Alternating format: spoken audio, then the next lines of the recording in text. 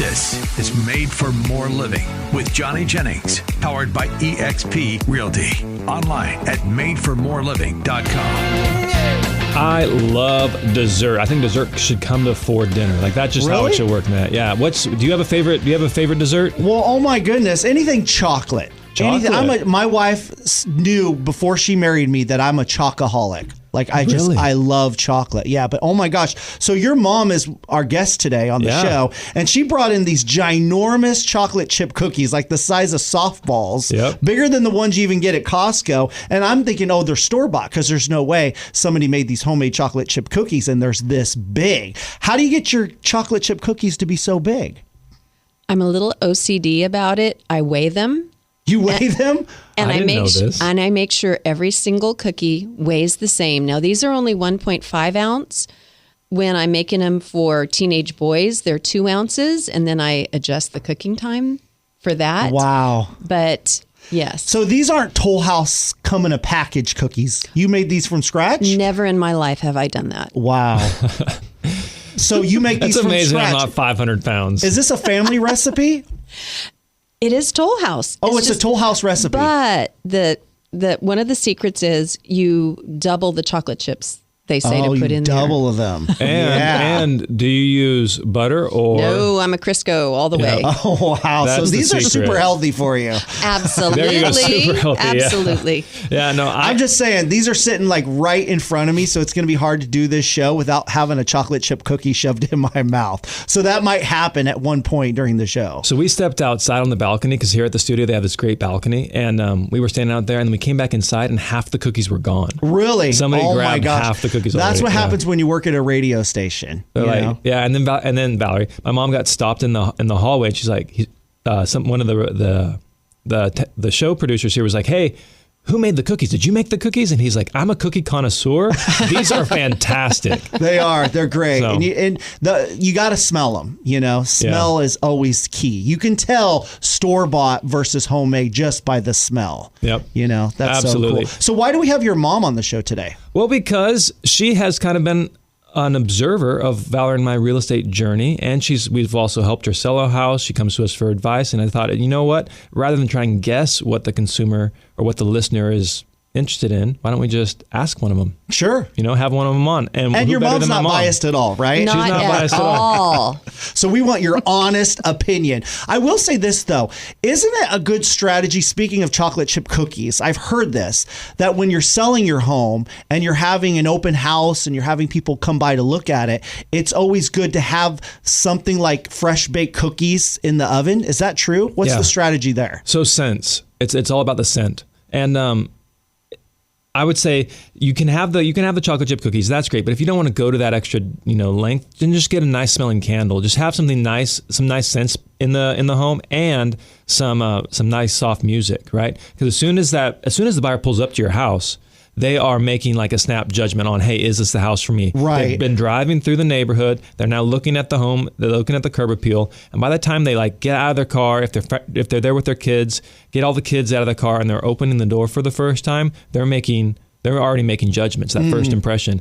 And so when they open that door, and if it sounds like calming and it smells nice, doesn't smell like pets or what you have for breakfast or what you cooked for dinner, then it's like, oh, it's a very welcoming feeling. Right. So yeah, cookies. Better than like fresh paint smell or anything like that. Like construction has been done recently. You want it to smell like it's going to be your home, not an empty piece of construction. So I would say, but now we're getting a more personal preference here. I would prefer fresh paint. Really? Prefer fresh paint over dog, over meals, over just like lived in, like that kind of homey smell. Musky, shall we say? Yeah. So I would prefer like clean. That's what we coach people on. Clean. What would you prefer? Yeah. What would you want, Mama? What do you like when you walk into a home for the first time? What do you want to smell? Wait. Before she answers, think about when you walk into new builds. New builds are hotels. These are also good examples. Like Marriott has a certain scent when you walk into a Marriott. Oh, really? Yeah. And new builds, they also have air fresheners. They actually, we actually have one in our house, our personal home, where it's an industrial thing that they change these filters out, because it's all engineered to promote good feelings promote buying. Interesting. What would you want, Mama? I would probably say, just because I know Some people don't like smells, like they don't like perfumes, they don't like something too flowery, they don't like something too sweet. That either if you have a cookie type smell, a chocolate, a cinnamon, a food, fragrance, I think that would probably be more welcome to most people.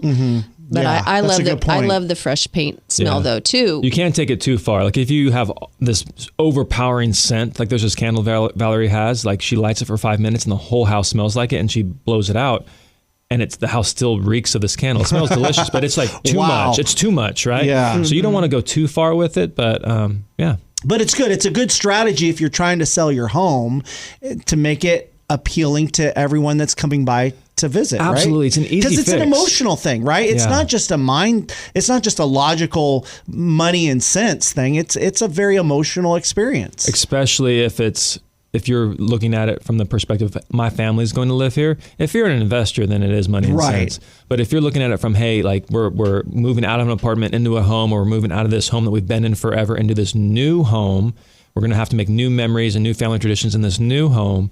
Yeah, it really, and it's so affordable. Like people are always worried about like, what do I have to do? How much work do I have to put in the home? If you just deep clean it, and if the house is clean and it smells nice when the home is being shown, that goes so much further than putting a whole bunch of half done projects into the home. So anyways, that's a lot about smells. There's a whole rabbit trail there.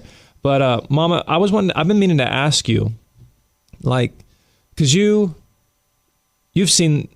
known me since before I have known you. Have you longer. known him his entire life? I've known him longer than anyone on the planet. That's right. That's true. And then, what have you observed over my career and over my life? Like, what are some takeaways that you've seen? I'm curious. Can I ask a question first? Absolutely, yeah. Because he wasn't always in real estate. He was working in gas and oil fields, right? Mm-hmm. And so how did you feel when he told you, Mom, I think I'm going to dive into real estate? What was your thoughts on that? Yeah. It's not going to have a steady paycheck. I'm going to have to work longer hours. Oh my gosh, you're reading her mind right now. You are, because we were briefly talking about this earlier.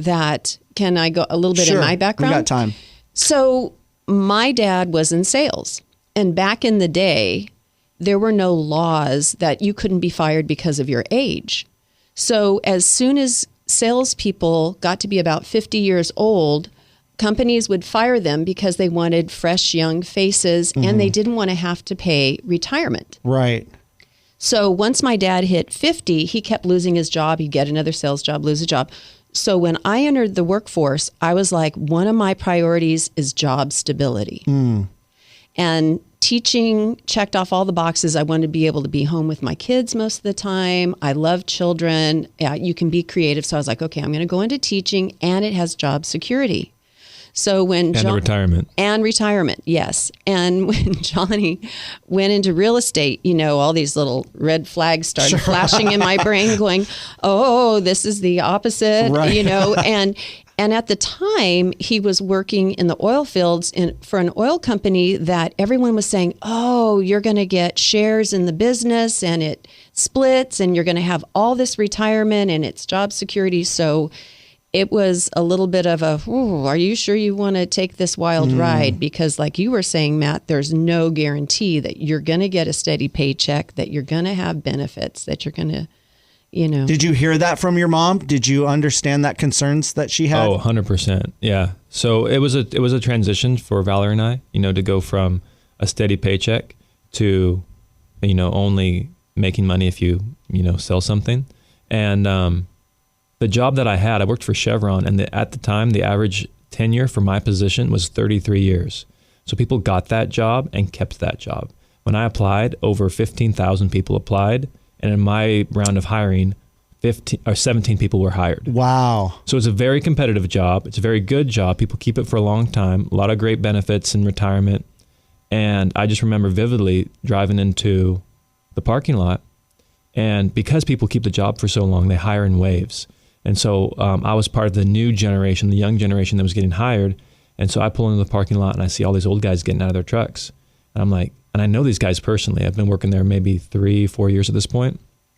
And so I know them. I know their backstories. I know how long they've been doing this. And I'm thinking, man, do I really if I only have one shot in life, do I really want to be pulling into this parking lot for the next 30 years? And so Fowler and I talked it over, and we just started making that transition. Yeah. So. Because if there's one thing Johnny loves, he loves a challenge. Right. This I is true. think sometimes that's what life is all about. It's taking those leaps of faith. It's taking those jumps and seeing what God does and seeing what happens, because we all know that saying, right? No risk, no reward. Yeah. And obviously you wanted a bigger reward in life, and that took a little bit of a risk, right? I felt like there was more to life. And nothing against the job. Like it was a fantastic job. Best job I've ever had. So it's not like anything against the guys. It just wasn't for me, you know? And so, yeah, it was definitely, I just felt like we were made for more. There was something there. And so, you know, and that's why you created Made for More, right? Exactly. That's why you phrased it that way. But it has not, I will say, it has not been an easy journey, you know? And then later, I was asking my mom, and I was asking people on our team, like, hey, with my mom here, what kind of questions would you like us to cover? And one of them was that transition and also working together with your significant other. Right. So we'll get into that in just a little bit. Back after this. All right, so you want to move out of state, you want to sell your home, but you don't want to go through all the hassle of finding a real estate agent, doing open houses, yada, yada, yada. You want it to be fast, easy, and simple. Just call up Johnny Jennings with the Tom Daves Real Estate Team. There's a reason why they're #1 in Sacramento, outstanding Google reviews. Hey, you know what? They'll even give you an all-cash offer no matter what kind of condition your home is in. So if you're curious what kind of offers you would get on your home, go to tomdaves.com. That's TomDaves.com, or give Johnny Jennings a call. We trust him. You should too. 855-TOM-DAVES. 855-TOM-DAVES. License number 581837.